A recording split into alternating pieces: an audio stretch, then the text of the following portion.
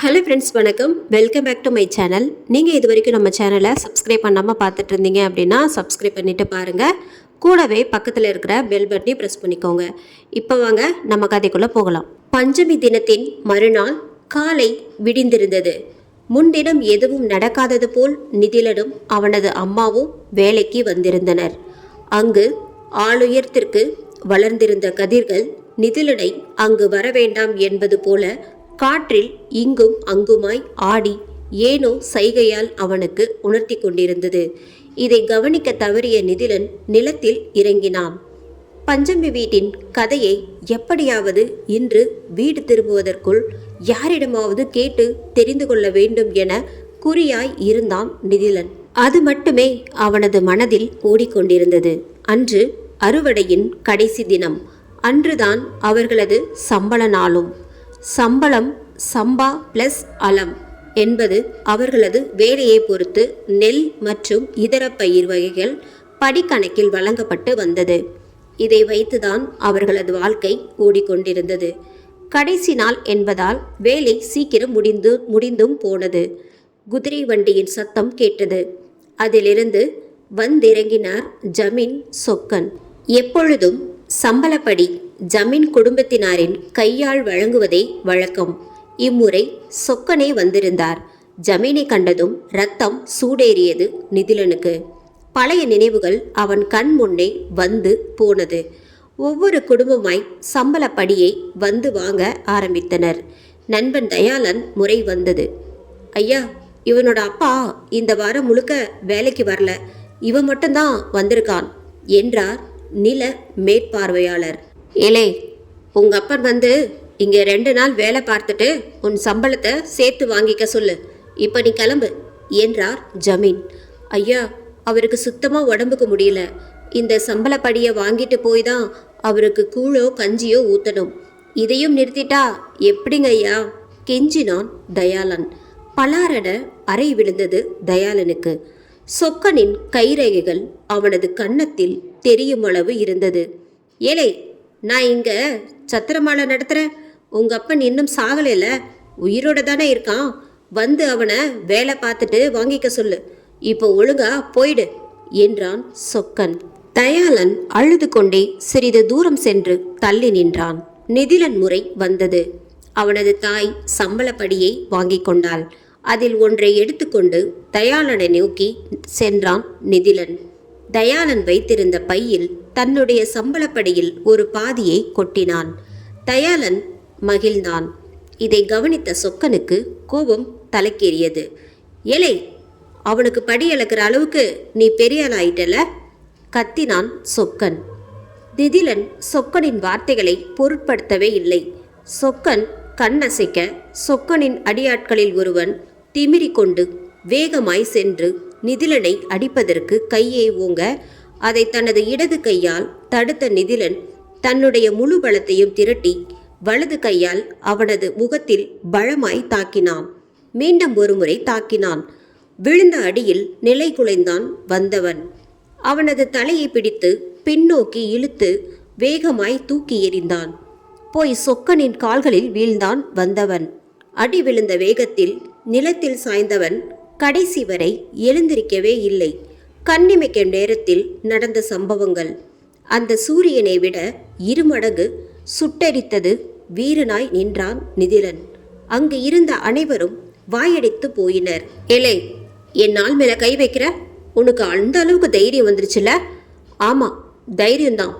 உன்ன மாதிரி 6 மணிக்கு மேலே இந்த ஊரை விட்டு ஓடி போல. நான் இங்கே தான் இருக்கேன். நான் பிறந்த என்னோட பரம்பரை வீட்டில் தான் இருக்கேன். அந்த தைரியம்தான். கோபத்தின் உச்சியில் இருந்தான் நிதிலன். அவனது வார்த்தைகள் ஒவ்வொன்றும் இடியாய் இறங்கியது சொக்கனுக்கு. ஏலே, வார்த்தை எல்லாம் மீறுது. நான் நினைச்சா உன்னை இங்கேயே வெட்டி புதைச்சிடுவேன் மிரட்டினான் சொக்கன். என்னை கொண்டுட்டு என்ன பண்ணுவ? 6 மணி ஆச்சுன்னா மறுபடியும் ஊருக்கு வெளியே போய் பதுங்கிடுவ, அதானே? சிரித்தான் நிதிலன். சுற்றியிருந்த அனைவர்கள் முன் செய்வதறியாது திகைத்து போனான் சொக்கன். அதிர்ச்சியில் அப்படியே இருக்கையில் அமர்ந்தான். யாருக்கிட்ட என்னல பேசுற? சொக்கனின் மற்ற அடியாட்கள் அவனை நோக்கி நகர்ந்தனர். அவனை விடுங்களே, அவன் சரியாதான் பேசுறான் என்றான் சொக்கன். பரபரப்பு கூடியது. தூரத்தில் இருந்த தன் பரம்பரை வீடான பஞ்சமி வீட்டை சில கணங்கள் பார்த்தான். சுதாரித்து கொண்டு பேச ஆரம்பித்தான் சொக்கன். ஏலே, ஒத்துக்கிறன்ல, எனக்கு தைரியம் இல்லைதான். நீதான் பெரிய சூரனாச்சே, உனக்கு ஒரு வாய்ப்பு தரேன். உன் பாட்டன் முப்பாட்டன் வாங்கின பூரா கடனையும் கழிச்சிட்டு இந்த ஊர்ல இருக்கிற பாதி நிலத்தை உன் பேருக்கு எழுதி தரேன் என்றான் சொக்கன். நிதிலனுக்கு எதுவும் புரியவில்லை. அதுக்கு பதிலா நீ ஒரு நாள் அந்த பஞ்சமி வீட்டுக்குள்ள போகணும். அதுவும் பஞ்சமி விளக்கு எரியிற அன்னைக்கு தான், அந்த ராத்திரி முழுக்க அந்த வீட்டில் தான் நீ இருக்கணும். நீ அங்கே வெளியே இருக்கிற எந்த மந்திர முடிச்சையும் கலட்டக்கூடாது. வீட்டுக்கு பின்புறமாக இருக்கிற மாடிப்படி வழியாக தான் வீட்டுக்குள்ளே போகணும். விடிஞ்சதும் தான் வெளியே வரணும். அதுவும் வெளியே வர அப்போ என் ஐயனோட கைத்தடி அந்த அறைக்குள்ளே தான் இருக்கு. அதை எடுத்துட்டு தான் வரணும் என்றான் சாதுரியமாக. அனைவரும் அதிர்ந்து போயினர். மேலும் தொடர்ந்தான். ஒருவேளை நீ அந்த வீட்டை விட்டு வெளியே வராம போயிட்டா, இல்லை இந்த சவாலுக்கு நீ முடியாதுன்னு சொன்னாலோ, உன் கடனை இப்பவே 5 மடங்கா ஆக்கிடுவேன். உன்னோட அடுத்த 10 தலைமுறையும் எங்களுக்கு அடிமையாக தான் இருக்கணும் என நயவஞ்சகமாய் வலை விரித்தான் சொக்கன். தான் சிக்கிக்கொண்டது புரிந்தது நிதிலனுக்கு. அவனது தாய் சொக்கனிடம் மன்னிப்பு கேட்குமாறு நிதிலனிடம் புலம்பினாள். குழப்பமடைந்தான் நிதிலன். யோசனையில் ஆழ்ந்தான். வாழ்க்கை தரும் வாய்ப்புகளிலிருந்து பின்வாங்குபவன்தான் உலகின் மிக பெரிய கோழை. தந்தையின் இந்த வார்த்தைகள் அவனுக்கு தெளிவு தந்தது. தயக்கம் தீர்ந்தது நிதிலனுக்கு. சுற்றியிருந்த தன் கூட்டத்தை ஒரு கணம் பார்த்தான். தலை நிமிர்ந்து தைரியமாய் கர்ஜித்தான். சவாலுக்கு நான் தயார். அனைவரிடமும் பரபரப்பு தீயாய் பற்றி கொண்டது. இதைத்தான் நானும் எதிர்பார்த்தேன். கணக்கு புள்ள, அந்த பத்திரத்தை தயார் பண்ணிட்டு அவன்கிட்ட கை நாட்டில் வாங்கிடல என்றான் சொக்கன். அனைவர் முன்னிலையில் ஒப்பந்தம் போடப்பட்டு இருவரும் ரேகைகளை அதில் பதிவிட்டனர். அடுத்த பஞ்சமி தினத்துக்கு இன்னும் 14 நாள் இருக்குல, அன்னைக்கு சந்திப்போம் என்று அங்கிருந்து விடை பெற்றான் சொக்கன். அவனது தாய் நிதிலனை அழுது திட்டிக் கொண்டிருந்தாள். உனக்கு எதுக்குடா இந்த வேண்டாத வேலை? வர்றது தேய்பிற பஞ்சமி. அந்த பஞ்சமி செத்து போன தினம்டா. ரொம்ப உக்கிரமா இருப்பா. உள்ள போய் உனக்கு ஏதாச்சும் ஆச்சுன்னா நான் என்னடா பண்ணுவேன்? பதறினாள் அஞ்சுகம். அவன் திரும்ப வருவான், அவனை திட்டாத. குரல் வந்த திசையை நோக்கி அனைவரும் திரும்பினர். பெரியவர் சதாசிவம் வார்த்தைகள் அவை. ஐயா, நீங்களுமா? என் பையன் உசுரோட விளையாடுறீங்க. அஞ்சுகம் பரிதவித்தாள். உன் பையன் சாதாரண ஆள் இல்லை. நம்ம எல்லோரையும் இவனுங்க கிட்ட இருந்து காப்பாற்ற போறவன். நான் சொல்றேன், உன் பையன் அந்த பஞ்சமி வீட்டில் இருந்து திரும்ப வருவான் உயிரோட என்றார். இந்த வார்த்தைகள் நிதிலனுக்கு மனதளவில் பலம் சேர்த்தது. உன்ன மாதிரி ஒருத்தனை தான் நான் 13 வருஷமா எதிர்பார்த்துட்டு இருந்தேன். ஷபாஷ் நிதிலா. சுற்றி இருந்த அனைவரும் எதுவும் புரியாமல் தவித்தனர். நீ அந்த வீட்டுக்குள்ள போகிறதுக்கு முன்னாடி அந்த பஞ்சமியோட கதையை தெரிஞ்சுக்கோ. பஞ்சமி யாரு? ஏன் அந்த வீட்டில் செத்து போனா? அவளை கொன்னவங்க யாரு? இப்போ ஏன் அந்த வீட்டில் அவள் ஆவியா இருக்கான்னு எல்லாமே நீ தெரிஞ்சுக்கணும் என்றார் பெரியவர். இதற்காகவே காத்திருந்த நிதிலனுக்கு ஆர்வம் தலைக்கேறியது. பஞ்சமியின் கதையை சொல்ல ஆரம்பித்தார்.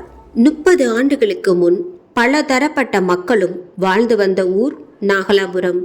இங்கு வணிகன் கண்ணப்பனுக்கு மகளாக பிறந்தாள் பஞ்சமி. வளர்பிறை பஞ்சமி தினத்தில் பிறந்ததால் அவளுக்கு பஞ்சமி என்றே பெயர் வைத்தனர். தாய் சிறு வயதிலேயே இறந்ததால் தந்தையின் அரவணைப்பில் வளர்ந்து வந்தாள். சிறு வயது முதலே பஞ்சமியிடம் அழகும் அறிவும் நிறைந்திருந்தது.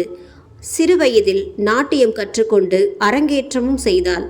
அவ்வூர் திருவிழாக்களில் பஞ்சமியின் நாட்டியம் தவறாமல் இடம்பெற்று வந்தது. சாதிய ஏற்றத்தாழ்வு நிறைந்திருந்த அவ்வூரில் சுற்றியிருக்கும் மக்கள் அனைவரிடமும் சகஜமாக பழகுவதையே அவள் விரும்பினாள். ஒரு முறை தன் வயதுடைய தோழிகள் 2 வலுக்கட்டாயமாக தன் வீட்டிற்கு அழைத்து வந்தாள் பஞ்சமி. ஆனால் அவர்கள் வீட்டிற்குள் நுழையாமல் வாசலிலேயே நின்றனர். தன் தந்தையிடம் அவர்களை உள்ளே அழைக்குமாறு முறையிட்டாள். நாம் கூப்பிட்டாலும் அவங்க உள்ளே வரமாட்டாங்கம்மா. அவங்க யாருன்னு அவங்களுக்கு தெரியும். நீ இதெல்லாம் போக போக புரிஞ்சுப்ப பஞ்சமி என்றார் அவளது அப்பா. நீ கூப்பிட்டு வந்ததால அவங்களுக்கு சாப்பிட்றதுக்கு ஏதாச்சும் தர சொல்கிறேன். இனிமே இவங்கள வீட்டுக்கு கூட்டிட்டு வரக்கூடாது. முதல்ல இவங்க கூட பழகிறத நிறுத்திடு என கண்டித்தார் தந்தை. அவர்களுக்கு வீட்டின் வாசலுக்கு வெளியே உட்கார வைத்து உணவு பரிமாறப்பட்டது. தீண்டாமையின் இந்த நிகழ்வு அவள் மனதில் சிறுவயதிலேயே அழுத்தமாய் பதிந்தது. அன்றிலிருந்து அவ்வூரில் நடக்கும் அனைத்து சாதிய ஏற்றத்தாழ்வுகளும் அடக்குமுறைகளும் அவளது கண்களுக்கு தெரிய ஆரம்பித்தது. அவள் வழக்கம் போல் அனைவரிடமும் சகஜமாகவே பழகி வந்தாள். வருடங்கள் கடந்தது. படிப்பு முடிந்து திருமணத்திற்கு வரன் பார்க்க ஆரம்பித்தனர் பஞ்சமிக்கு. எதிர்பார்த்தது போலவே பக்கத்து ஊரில் செல்வந்தரின் மகனுக்கு பஞ்சமியை பேசி முடித்தனர். ஆனால் பஞ்சமிக்கு தான் இந்த ஊரை விட்டு செல்லும் முன் இம்மக்களுக்கு ஏதாவது நல்லது செய்ய வேண்டும் என நினைத்தாள். பெரும்பாலான மக்கள் ஜமீன்தாரர்களின் நிலங்களில் அடிமையாய் வேலை செய்வதை கண்டாள். அவர்கள் எவ்வளவு உழைத்தும் அவர்களது வாழ்க்கை தரம் சிறிதும் மாறாமல் இருப்பதைக் கண்டு வருந்தினாள். இதனை மாற்றியே தீர வேண்டும் என பல நாட்களாய் யோசித்து கொண்டிருந்தாள். கடைசியில் அவளுக்கு ஒரு யோசனை தோன்றியது. அன்றைய தினத்தில் அம்மா கணத்தின் ஆட்சியராய் இருந்த ஆங்கிலேய துரைக்கு கடிதம் ஒன்று எழுதினாள். அதில் சாதிய கொடுமைகளால் ஒடுக்கப்பட்டு சமூகத்தின் அடிமட்டத்தில் இருக்கும் மக்கள் முன்னேற ஊரை சுற்றி இருக்கும் பயிரிடப்படாத விளைநிலங்களை இம்மக்களுக்கு வழங்க வேண்டும் எனவும், மேலும் இவ்வாறு செய்வதால் அரசுக்கு வருவாய் இரட்டிப்பாகும் எனவும் குறிப்பிட்டிருந்தாள். இக்கடிதம் ஆட்சியாரை வியப்பில் ஆழ்த்தியது. பஞ்சமியை நேரில் அழைத்து பேசியது ஆங்கிலேய அரசு. சில வாரங்களுக்கு பின் ஆங்கிலேய அரசு புதிய சட்டம் ஒன்றை அமல்படுத்தியது. அதன்படி ஊரெங்கும் உபயோகத்தில் இல்லாமல் இருக்கும் விளைநிலங்கள் யாவும் உடனடியாக அரசு கட்டுப்பாட்டின் கீழ் வருவதாக அறிவித்தது. மேலும் இந்த நிலங்கள் யாவும் குறிப்பிட்ட ஒடுக்கப்பட்ட இன மக்களுக்கு இலவசமாக வழங்கப்படும் எனவும், அவர்கள் இதில் வீடு கட்டிக்கொண்டோ அல்லது பயிரிட்டோ உபயோகித்து கொள்ளலாம் எனவும், இந்த நிலங்களை 10 வருடத்திற்கு எவரிடமும் விற்க முடியாது எனவும், மேலும் இவ்வாறு இலவசமாக வழங்கப்படும் நிலங்கள் யாவும் இந்த யோசனை அளித்த பஞ்சமியின் பெயரால் பஞ்சமி நிலம் என்றே அழைக்கப்படும் எனவும் அறிவித்தது. இந்த சட்டம் அந்த மாகாணம் முழுதும் செல்லும் எனவும் அறிவிக்கப்பட்டது. பஞ்சமியின் கனவு நிறைவேறியது. ஊரை தலையில் தூக்கி வைத்து கொண்டாடியது பஞ்சமியே. ஆம், மாகாண ஜமீன்தாரர்களின் வெறுப்புக்கு ஆளானாள் பஞ்சமி. இந்த அறிவிப்பால் அவளுக்கு நிச்சயதார்த்திருந்த திருமணமும் நின்று போனது. ஆயினும் அவளது தந்தை அவளை நினைத்து மிகவும் பெருமைப்பட்டார். நாகலாபுரத்தைச் சேர்ந்த குறிப்பிட்ட மக்களுக்கு இலவசமாக பஞ்சமி நிலம் வழங்கப்பட்டது. பயிரிடுவதற்கான மூலதனம் தேவைப்பட்ட அதனை தர தானே முன்வந்தார் பஞ்சமியின் தந்தை. அடிமை வாழ்க்கை வாழ்ந்து வாழ்ந்து வந்த மக்கள் முதல் முறையாக தங்கள் சொந்த நிலங்களில் பயிரிட்ட ஆத்ம திருப்தியை பெற்றனர். அவ்வருடம் விளைச்சலும் அமோகமாக அமையவே ஆனந்த கண்ணீரில் நனைந்தனர் அம்மக்கள். பஞ்சமி தெய்வமாய் தெரிந்தால் அவர்களுக்கு. அம்மக்கள் மெல்ல தங்கள் பரம்பரை கடனை அடைக்கவும் ஆரம்பித்தனர். இது அவ்வூர் ஜமீன் வரதனை கலக்கமடைய வைத்தது. ஜமீன் நிலங்களில் வேலை செய்து வந்த ஆட்களின் எண்ணிக்கையும் குறைந்து கொண்டே போனதால் இது மேலும் அவரை கோபமூட்டியது. சரியான தருணத்திற்காக காத்திருந்தனர். வரதனை போலவே மற்ற ஜமீன்தார்களும் 2ஆம் வருடம் வழக்கம் போலவே பயிரிட்டனர். அம்மக்கள் பிரச்சனை ஆரம்பித்தது. இம்முறை கோடைகால பருவமழை பெய்ய தவறியது. கலக்கமடைந்தனர் மக்கள். சிலர் நஷ்டமடைந்ததால் பரிதவித்து போயினர். பஞ்சமியின் வார்த்தைகள் அவர்களை நல்வழிப்படுத்தியது. இம்முறை கையில் இருந்த அனைத்தையும் விற்று பயிரிட்டனர் அம்மக்கள். மீண்டும் பருவமழை பொய்த்து போனது. ஊரெங்கும் வறட்சி நிலவியது. பஞ்சமி செய்வதறியாது தவித்தாள். ஆங்கிலேய அரசு மக்களுக்கு வறட்சி நிவாரண உதவிகளை வழங்க வேண்டும் என கடிதம் எழுதினாள். ஆனால் ஆங்கிலேய அரசு இதனை கண்டுகொள்ளவில்லை. இதனை பயன்படுத்தி கொண்ட ஜமீன்தாரர்கள் ஒரு அறிவிப்பை வெளியிட்டனர்.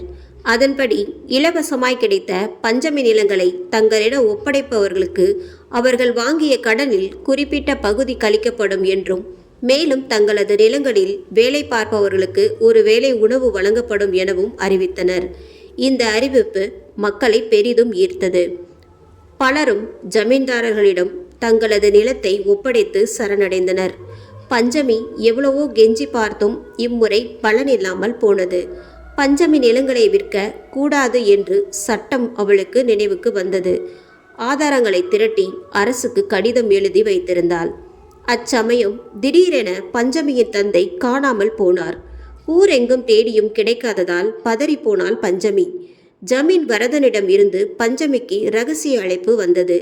தன்னை மறுநாள் மாலை வந்து சந்திக்க வேண்டும் எனவும், பஞ்சமி நில ஆதாரங்களை தன்னிடம் கொடுத்தால் அவளது தந்தையை உயிரோடு விடுவதாக தெரிவித்திருந்தான் வரதன். அதிர்ச்சியடைந்தாள் பஞ்சமி. வேறு வழியின்றி ஒப்புக்கொண்டாள். மறுநாள் தேய்பிரை பஞ்சமி தினம். மாலை ஜமீன் வீட்டை சென்றடைந்தாள். உனக்காக நான் காத்திருந்தேன், வா பஞ்சமி என்றான் வரதன். என்னோட அப்பாவை எங்க வச்சிருக்கீங்க? கேள்வியோடு ஆரம்பித்தாள் பஞ்சமி. அவர் சரியான இடத்துல தான் இருக்காரு. முதல்ல உன்கிட்ட இருக்கிற ஆதாரத்தை எல்லாம் என்கிட்ட கொடுத்தாதான் இங்க எல்லாம் நடக்கும் என்றான் வரதன். கையில் வைத்திருந்த கடிதத்தையும் ஆதாரங்களையும் அவரிடம் அளித்தான்.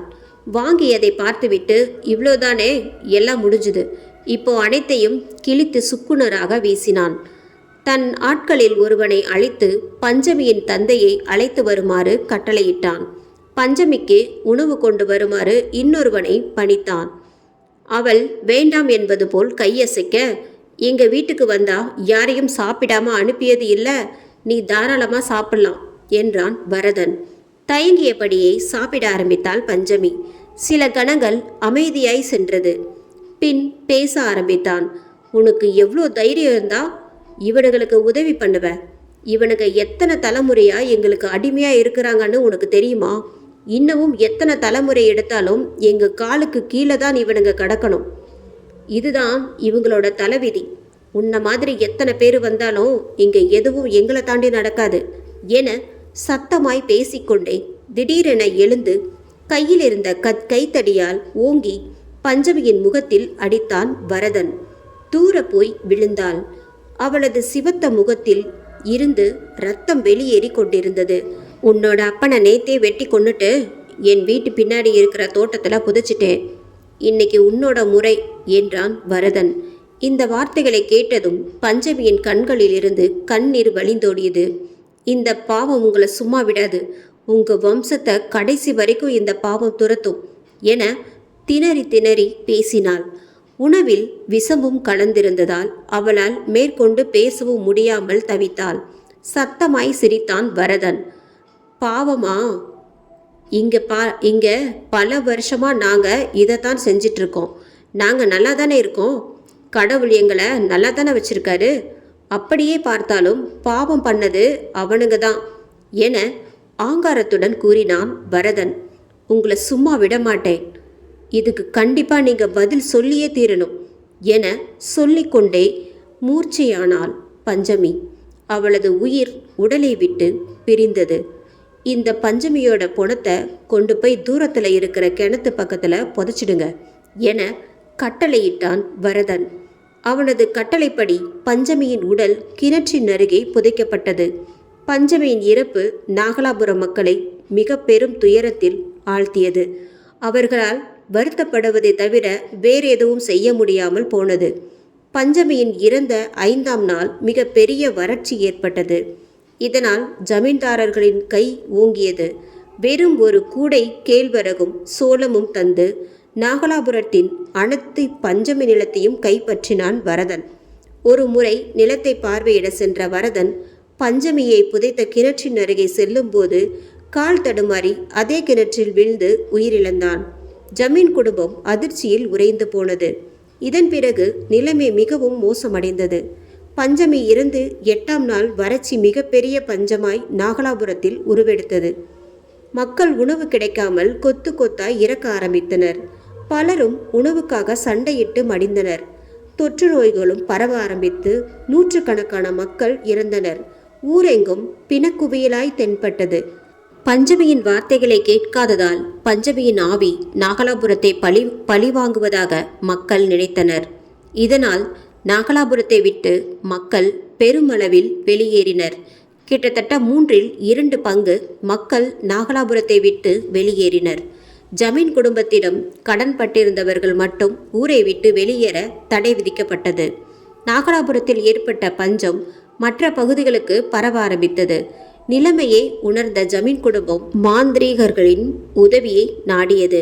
இறந்து போன பஞ்சமியின் ஆவி மிகவும் கோபத்தில் இருப்பதால் தான் இவ்வளவு பிரச்சனைகள் என அவர்கள் தெரிவித்தனர்.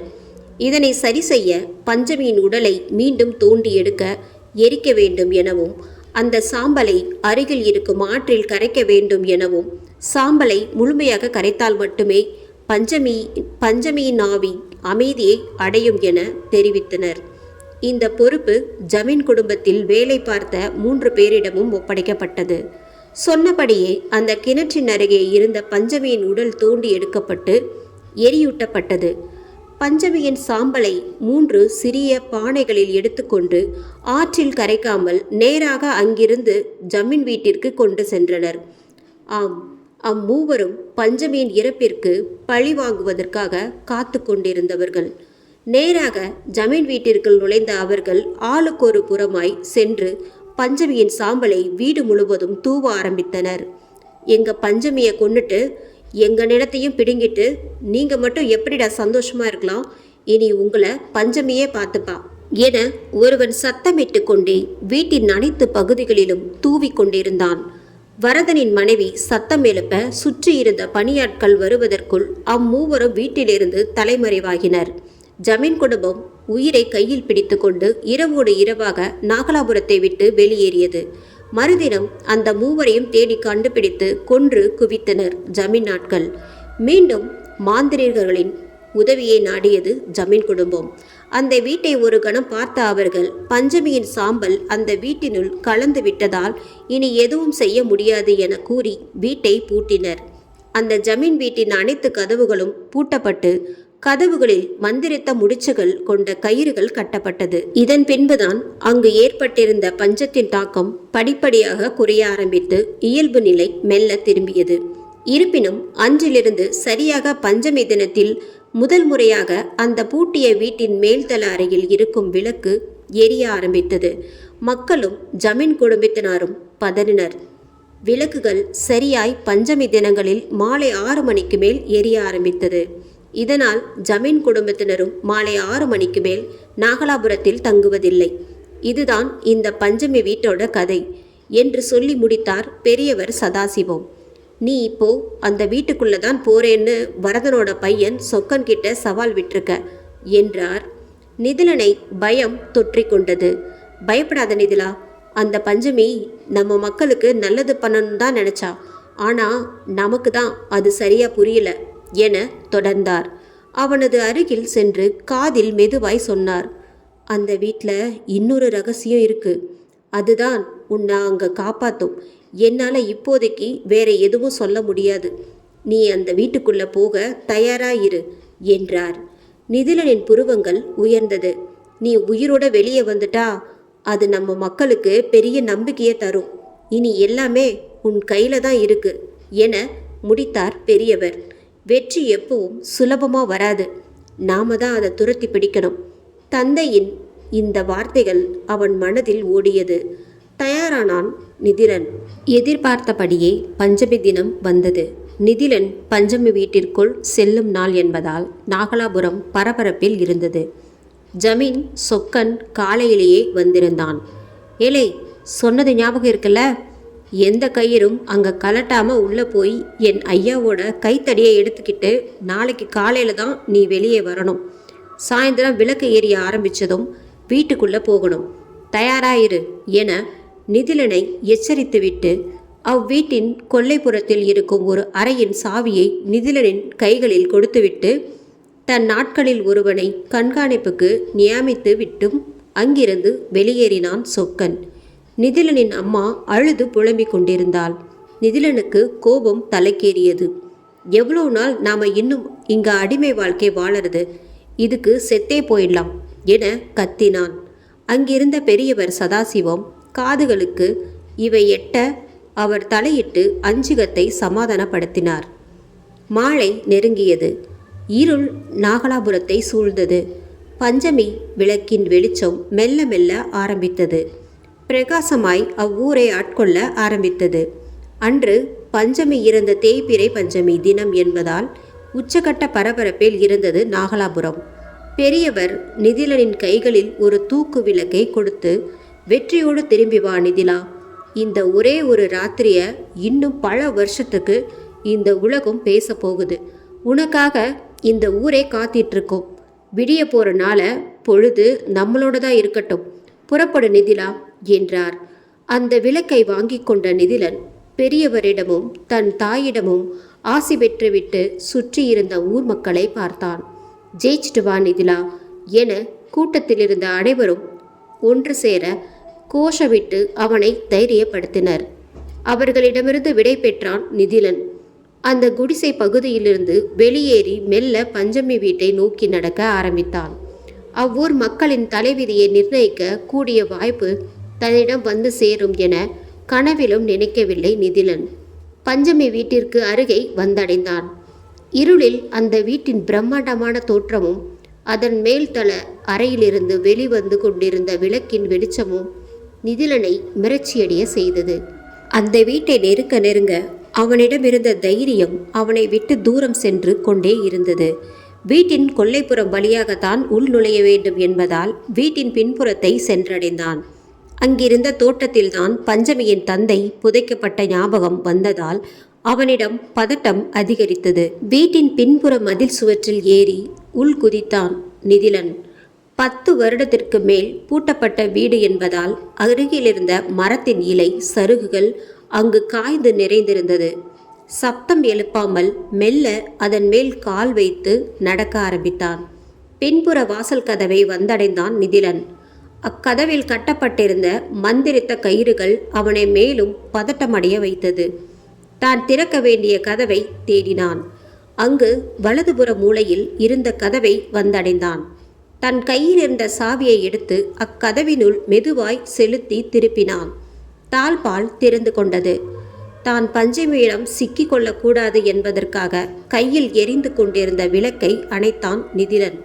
தற்போது அவனுக்கும் அவ்வீட்டிற்கும் நடுவில் அந்த கதவு மட்டுமே இருந்தது. நிதிலனுக்கு படபடுத்தது. மெல்ல தன் கையை எடுத்து அக்கதவின் மேல் வைத்து மெதுவாய் திறக்க ஆரம்பித்தான். முழு கதவும் திறந்து கொண்டது. உள்ளே இருள் சூழ்ந்திருந்தது. வீட்டிற்குள் முதல் அடியை எடுத்து வைத்தான். எதுவும் நிகழாததால் தைரியமாய் முழுவதுமாய் உள் நுழைந்தான். உள் நுழைந்தவன் வந்த வாயில் கதவை மெல்ல சாத்தி உட்புறமாய் தாளிட்டு அங்கு காத்திருந்த இருட்டிற்குள் ஐக்கியமானான். 13 ஆண்டுகளுக்கு பிறகு அவ்வீடு உணரும் முதல் மனித வாசம் நிதிலன்தான். இருளும் அமைதியும் அங்கு ஒன்றோடு ஒன்று கலந்திருந்தது. தன் பார்வையை சுற்றிலும் செலுத்திய நிதிலனுக்கு அங்கு எதுவும் தென்படவில்லை. அவனுடைய தைரியம் அனைத்தும் அவ்வீட்டிற்குள் நுழையும் முன்பே அவனை விட்டு சென்றிருந்தது. மெல்ல அடுத்த அடியை எடுத்து வைக்க முயன்றான். ஆனால் அவனால் முடியவில்லை. மீண்டும் அடி எடுத்து வைக்க முற்பட்டான். அவனால் முடியவில்லை. இம்முறைதான் உணர்ந்தான். தன் பின்னாலிருந்து தன்னை யாரோ பலமாய் இழுப்பதை தற்போது உணர்ந்திருந்தான். உடல் முழுதும் வியர்த்து கொட்ட ஆரம்பித்தது நிதிலனுக்கு. தன் உயிரை கையில் பிடித்து கொண்டு மெல்ல திரும்பினான். அங்கு இருளில் எதுவும் அவனுக்கு தென்படவில்லை. மீண்டும் நகர முயன்றான். ஆனாலும் முடியவில்லை. வேறு வழியின்றி தன் கையில் இருக்கும் விளக்கை ஏற்றும் முடிவுக்கு வந்து விளக்கை ஏற்றினான். அவ்விளக்கின் ஒளி அங்கிருந்து இருளை அனைத்து பக்கமும் விரட்டியது. மெல்ல தன் பின்புறமாய் திரும்பி பார்த்தான். தான் இடுப்பில் கட்டியிருந்த வேஷ்டியின் ஒரு பகுதி அங்கிருந்த கதவின் தாழ்பாலில் மாட்டியிருந்ததை கண்டான். அதனை எடுத்துவிட்டு இதற்குத்தான் பயந்தோமே என தன்னைத்தானே நொந்து கொண்டான். பதட்டம் குறைந்து நிம்மதி பெருமூச்சு விட்டு கொண்டே திரும்பினான். அங்கு திடீரென நிழலாய் நின்றிருந்த ஒரு உருவம் நகர்ந்து செல்வதை கண்டான். தூக்கி போட்டது நிதிலனுக்கு. தான் பஞ்சமியின் கண்களில் சிக்கி கொண்டோமே என அவன் மனதிற்குள் பயம் கவ்வத் தொடங்கியது. அவன் மூச்சுவிடும் சப்தமே அவனை மிரட்டியது. பயத்தில் அவனது தொண்டையும் வறண்டு போனது. மெல்ல அடி வைத்து நடக்க ஆரம்பித்தான். அங்கிருந்த அமைதி அவனை மிரட்டிக் கொண்டே இருந்தது. தான் இதுவரை கேட்டிருந்த அத்தனை அமானுஷ்ய கதைகளும் அவனது ஞாபகத்தில் வந்து சுற்றி இருந்த சூழ்நிலைகளோடு தொடர்பு படுத்தி அவனை பயமுறுத்தி கொண்டிருந்தது. மிகவும் பலவீனமனாய் உணர்ந்தான் நிதிலன். சற்று நேரத்திற்கு முன் தான் கண்ட நிழல் உருவம் தற்போது எங்கு நின்று கொண்டிருக்குமோ என மனதில் ஓடிக்கொண்டே இருந்தது. மெல்ல வீட்டினுள் நகர்ந்து கொண்டிருந்தான். அவனது நிழலும் அவனை பயமுறுத்தியது. தன்னுடைய நிழலை பார்ப்பதையும் முடிந்தவரை தவிர்த்தான். வீட்டின் பின்புறத்தில் இருந்து முன்புறத்தின் மேல்தளத்தில் இருக்கும் அறைக்கு சென்றடைய வேண்டும் என்பதால் வீட்டின் பெரும்பகுதியை நிதிலன் கடக்க வேண்டியிருந்தது. அவ்வீட்டின் பிரம்மாண்டமான தோற்றமும் அவ்விளக்கின் ஒளியில் மிளிர்ந்தது. மேல்தளத்திற்கு செல்லும் படிக்கட்டுகள் அவனது பார்வையில் தென்பட்டது. சில அடி தூரத்திற்கு அப்பால் இருந்தது படிக்கட்டுகள். எப்படியாவது இந்த தூரத்தை கடந்துவிட வேண்டும் என நினைத்தான். இனியும் மெதுவாக நடந்தால் தன்னுடைய பயமே தன்னை கொன்றுவிடும் என நினைத்தான். வேகமாக முன்னேற வேண்டும் என முடிவெடுத்து அசட்டு தைரியத்தில் மிக வேகமாக நடக்க ஆரம்பித்தான். அந்த படிக்கட்டுகளிலேயே பார்த்து கொண்டு வேகமாக நடந்து சென்றவன் நடுவில் இருந்த இரும்பு தகட்டை கவனிக்காமல் மறந்து அதில் கால் இடறி கீழே விழுந்தான். அவன் கையில் இருந்த விளக்கு தூக்கி எறியப்பட்டு அங்கிருந்த சுவற்றில் மோதி கீழே விழுந்தது. அதுவும் அணைந்து போனது. அவ்வீட்டை மீண்டும் இருள் சூழ்ந்தது. இருள் சூழ்ந்த அவ்வீட்டின் நடுவில் தனியொரு ஆளாய் வீழ்ந்து கிடந்தான் நிதிலன். சில கணங்கள் நிசப்தம் நிலவியது. திடீரென ஏதோ சப்தம் கேட்க வேகமாய் எழுந்தான். மெல்ல அந்த சத்தத்தை செவிவழியே உணர ஆரம்பித்தான். அவை சலங்கையின் சப்தங்கள் என்பதை உணர்ந்தான். சலங்கையின் சப்தங்கள் அதிகமாகிக் கொண்டே போனது. அந்த சப்தம் மேல்தளத்தில் இருந்து கீழ் நோக்கி படிக்கட்டுகளில் வர ஆரம்பித்தது. நிதிலனின் இதய துடிப்பு பல மடங்கு எகிரியது. அச்சலங்கையின் சப்தங்கள் இருளில் அவனது செவியை தொலைத்தது. திடீரென அந்த சப்தம் நின்று போனது. தன் மூச்சை இழுத்து பிடித்து கொண்டு மரண பீதியில் அமைதியாய் நின்று கொண்டிருந்தான். திடீரென தன் இடதுபுறமாக ஒரு விளக்கு தானாய் எரிய ஆரம்பித்தது. அது தன் கையிலிருந்து தவறி விழுந்த உடைந்த விளக்கு என்பதை கண்ட நிதிலன் அது எப்படி எரியும் என யோசித்து கொண்டிருக்க தன் வலதுபுறம் யாரோ நிற்பதை போன்ற உணர்வு அவனுக்கு தோன்றியது. மெதுவாய் தன் தலையை அந்த பக்கமாய் திருப்பினான். அங்கு அவன் கண்ட காட்சி அவனை உலுக்கி போட்டது. அவனது இதயம் வெடித்துவிடும் அளவிற்கு வேகமாய் துடித்தது. அவனது கால்கள் தானாய் நடுங்க ஆரம்பிக்க கீழே விழுந்தான் நிதிலன். கீழே விழுந்ததும் அவனது உடல் அக்காட்சியை பார்த்து நடுங்கியது. அங்கு தலைவிரி கோலமாய் முடிகள் அனைத்தும் தலைக்கு மேல் காற்றில் பறக்க, காலில் சலங்கையோடும் கோபங்கள் கொப்பளிக்க, இமைக்காத கண்களோடும் அவன் எதிரில் நின்று கொண்டிருந்தாள் பஞ்சமி. இந்த எபிசோட் உங்களுக்கு பிடிச்சிருந்தது அப்படின்னா நம்ம சேனலை மறக்காமல் சப்ஸ்கிரைப் பண்ணுங்கள், லைக் பண்ணுங்கள், ஷேர் பண்ணுங்கள். நன்றி, வணக்கம்.